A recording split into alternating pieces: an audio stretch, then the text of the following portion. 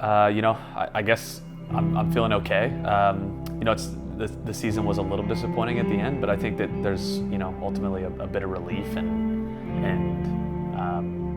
happiness of the fact that we're kind of done with this massive challenge that the season has been with remote play and everything, and a bit of relief to just be able to go home and visit family and friends. Myself, a few of the guys, it's been 8 months since we've seen family, so after that long, you do kind of go a little stir crazy. So it's going to be nice to be able to do that. If there was one thing that I would say, like, future Jonah, you need to make sure you do this. I would say it's just keep so often I feel like I have to force the guys to have energy in practice, and God, when I leave practice, I have no energy left because I'm the whole time I'm just exuberating energy, I guess. I hope that's the right word. And so it's at the end of practice, I'm exhausted. I just want to go to bed. And it's just keep doing that. That's such the right thing to do, especially in times of a national pandemic where everyone's kind of wavering. They want to go home. Everyone misses their parents. And, I miss my parents. But I also think it's important perspective, and I keep making sure the guys understand. Jeff Terrell, the coach of the 76ers, had a son last week. He can't even go home to see his son, newborn son. So it's I'm not the one that has it the toughest. I'm not even close to the one that has it the toughest. None of us on this team have it the toughest. So let's try to put ourselves in that perspective and just keep surviving. Let's keep making it through the next day.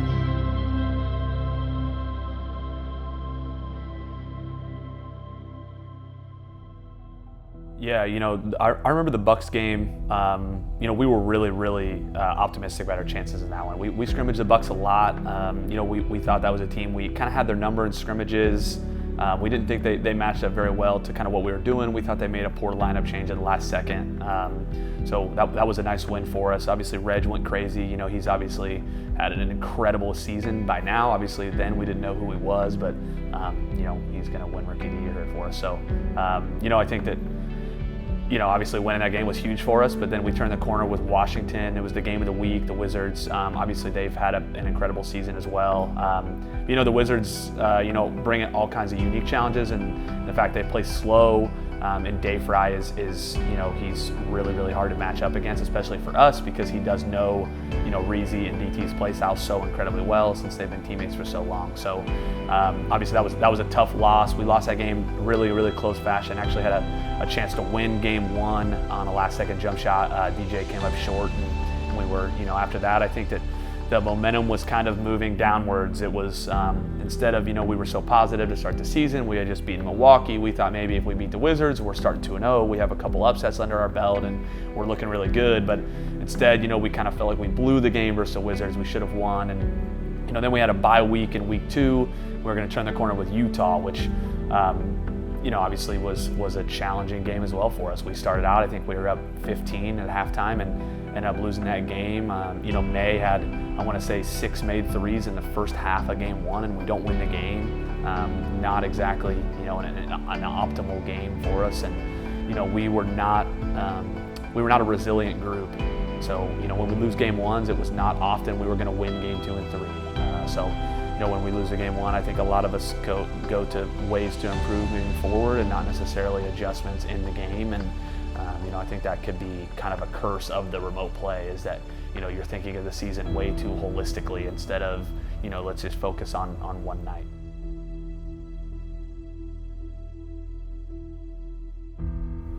Yeah, so obviously with DT's absence, our offense struggled for sure. I think obviously we struggled against Washington, Utah, Cleveland. We lost all 3 of those games. Then DT went home, and then we turned the corner, I believe, with Brooklyn and New York, which we lose both those games as well. Our offense was not very good. We were, I think at the time, actually the league's bottom-ranked offense, not just in points per game, but also field goal percentage and three-point percentage, which is certainly not where you want to be.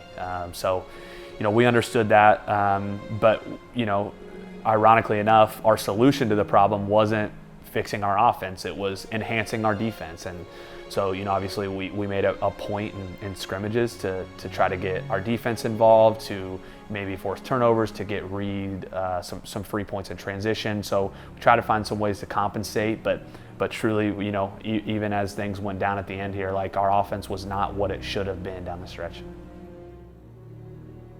It's hard not to think we would have been a completely different team if we weren't facing the number of challenges we have. Ultimately, we can't use excuses.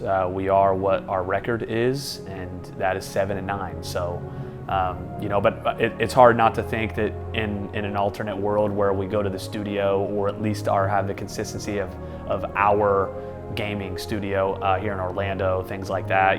It's hard not to think we would have been more successful. I do think that we have guys that feed off each other's energy and off of maybe a crowd's energy or just the overall adrenaline rush of the New York studio. So, I do think that, though ultimately it kind of is what it is. It's not the best answer, but we had the challenges. We weren't able to overcome several of them, and we struggled. I will say, though, that even though there were probably thoughts and emotions towards giving up, I think that never really happened. DT left. We were 1-4. We were 1-5. We were not very good, and yet we still play Sacramento, and we turn around.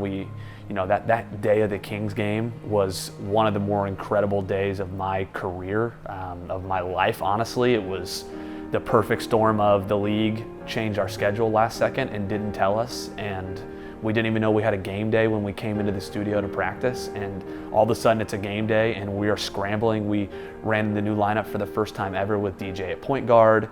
Reed was so bought into him going to shooting guard for the matchup, just because I thought it could really work if we really bought into this game plan, and we held the Kings to 45 points in game one, which is an incredible testament to what we had been doing in practice and the fact that we weren't giving up and that we were still trying to improve, and we obviously win the series 2-1 against them. And I mean, that was a huge win for morale and motivation, and to just kind of rebuy in the team. I mean, at the time, we were 2-5 finally, and it was our first win without DT, and it felt at the time like it wasn't going to be possible. But the second we won that one, we did have a little more belief in ourselves, and I think that even though it may felt like giving up was the easy or maybe even right thing to do at times, especially given the pandemic and mental health and things going on, I think that it's a blessing to have the guys we did that showed up every day and worked hard and tried their best to improve. Within the last few days, going into the ticket, I think, we were really focused. The guys were, I definitely think, optimistic. A couple of the guys I think were mentioning they thought we were favorites at the tournament. I wasn't necessarily feeling that way, but, I do think that finally I felt that the team was finally coming together as far as not just gameplay and on day of the game that we're performing. I more so mean as a team. We had stints where guys weren't here. Obviously DT was gone. Things like that. So it was a little hard for our team to come together at times. Obviously with the pandemic, we don't have these team building activities that we're able to have, the last two seasons. So, but finally towards the end we were, I felt a team, and, that was a good time to have that hit for us, but obviously didn't work out in the end. There's the wrap. Reeves got to put it up. So contested, in and out, Hawks win. Hawks get the sweep. I was not surprised at the outcome of the ticket. I actually said the second I saw the draw that I was most worried about Atlanta. I knew we'd beat Indiana. I felt very confident against Portland, Philadelphia, and Minnesota. I was most worried about Atlanta, and that ended up being the team that kind of knocked us out. It's hard not to look past a team like Atlanta, especially when you got maybe a tougher opponent in the evening still. So obviously playing a game at 5 p.m. and then turning it at 8 p.m. is not an easy thing to do. So, that plus, Atlanta had given us trouble in the regular season and the tip-off tournament, so they were confident against us, and they did have our number this season. Yeah, so obviously we've been discussing what we're going to do internally with our roster. Moving forward, we've decided to retain May, retain DT, and retain Reezy. Obviously, we felt Reezy and DT were key performers for us this season, and obviously in season 2 as well, and are kind of the lifeblood of Magic Gaming right now. And May was an incredible addition for us, not just as a player, but I think, in my opinion, was the hardest worker from day one to the end of the season, and showed up every day with a great mindset and attitude no matter what. So, and in the middle of a pandemic, that was a nice, refreshing thing to bring. So that is who we're going to be retaining, which obviously would leave Toxic, Perfusion, and DJ Bama kind of on the outside looking in. You know, as it stands, we don't actually know the retention model per se. So I think there still is some potential for a fourth to maybe be added to those ranks. I would love to see Toxic or Perfusion come back and be a part of a roster again if we were able to. So, but if not, you know, it does not mean we don't value these guys. I think that they not only gave us, you know, their best efforts, but, you know, are incredibly talented players. And if it's not Magic Gaming, they will still be successful in the NBA 2K League somewhere else. And, you know, hopefully we can turn the corner and be a team that's really, really competitive next year. I will say the blessing we have right now is we are going to, you know, as it stands, we have the 8th overall pick in the draft. We have 3 assets that I personally value incredibly high amongst the league space. I don't look at many rosters in the league and see 3 assets as valuable as DT, Reezy, and Nay, and that's not easy to say.